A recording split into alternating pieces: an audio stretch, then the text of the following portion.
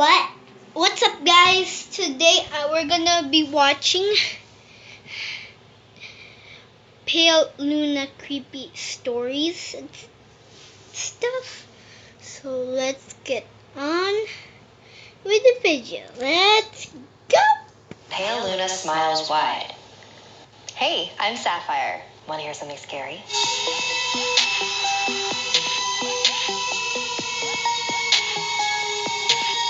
What better way to celebrate Snarl's new gaming channel, Sleetrix, than with a story about a video game with a deadly secret? This is the story of Pale Luna by Ed. In the last decade and a half, it's become infinitely easier to obtain exactly what you're looking for by way of a couple of keystrokes. The internet has made it all too simple to use a computer to change reality. An abundance of information is merely a search engine away, to the point where it's hard to imagine life is any different.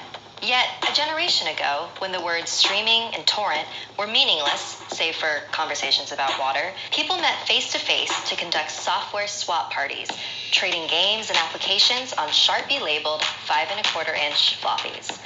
Most of the time, the meets were a way for frugal, community-minded individuals to trade popular games amongst themselves. However, a few early programming talents designed their own computer games to share amongst their circle of acquaintances, who in turn would pass it on until it had its place in the collection of aficionados across the country. Think of it as the 80s equivalent of a viral video. Pale Luna, on the other hand, was never circulated outside of the San Francisco Bay Area. All known copies have been long disposed of. This fact is attributed to a number of rather abstruse design choices made by its programmer. Pale Luna was a text adventure in the vein of Zork and The Lurking Horror, at a time when said genre was swiftly going out of fashion. Upon booting the program, the player was presented with a screen almost completely blank, except for the text. You are in a dark room. Moonlight shines through the window. There is gold in the corner, along with a shovel and a rope. There is a door to the east. Command. So began the game that one writer for a long-out-of-print fanzine decried as enigmatic, nonsensical, and completely unplayable, as the only commands that the game would accept were pick up gold, pick up shovel, pick up rope, open door, and go east. The player was soon presented with the following. Reap your reward. Pale Luna smiles at you. You are in a forest. There are paths to the north, west, and east. Command. What quickly infuriated the few who've played the game was the confusing and buggy nature of the second screen onward. Only one of the directional decisions would be the correct one. For example, a command to go in a direction other than north would lead to the system freezing, requiring the operator to hard reboot the entire computer. Further, any subsequent screens seemed to merely repeat the above text. Worse still, the standard text adventure commands appeared to be useless. The only accepted non-movement related prompts were use gold, which caused the game to display the message, not here. Use shovel, which brought up, not now. And use rope, which prompted the text, you've already used this.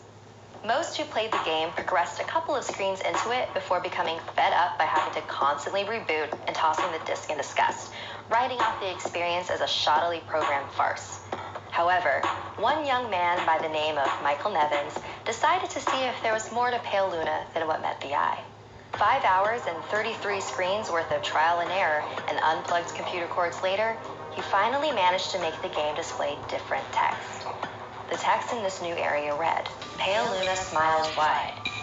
There are no paths. Pale Luna smiles wide. The ground is soft. Pale Luna smiles wide. Here. Command. It was another hour still before Michael stumbled upon the proper combination of phrases to make the game progress any further. Dig hole, drop gold, then fill hole. This caused the screen to display. Congratulations! After some deliberation, Michael came to the conclusion that the numbers referred to lines of latitude and longitude. The coordinates led to a point in the sprawling forest that dominated the nearby Lassen Volcanic Park. As he possessed much more free time than sense, Michael vowed to see Pale Luna through to its ending. The next day, armed with a map, a compass, and a shovel, he navigated the park's trails, noting with amusement how each turn he made corresponded roughly to those he took in-game. Though he initially regretted bringing the cumbersome digging tool on a mere hunch, The path's similarity all but confirmed his suspicions that the journey would end with him face to face with an eccentric's buried treasure. Out of breath, he was pleasantly surprised by a literal stumble upon a patch of uneven dirt. Shoveling as excitedly as he was, it would be an understatement to say that he was taken aback when his heavy strokes unearthed the badly decomposing head of a blonde-haired little girl. Pick up gold. Pick up rope. Use rope. You've already used this. Use gold. Reap your reward. Dig hole. Drop gold. Then fill. Pale Luna smiles at you. Michael promptly reported the situation to the authorities. The girl was identified as Karen Paulson, 11, reported as missing to the San Diego Police Department a year and a half prior. Efforts were made to track down the programmer of Pale Luna, but the nearly anonymous legal gray area in which the software swapping community operated inescapably led to many dead ends. The rest of Karen's body was never found. Like this video if it gave you the chills, and don't forget to subscribe to Snarls and our new gaming channel, Slay Tricks. Bye.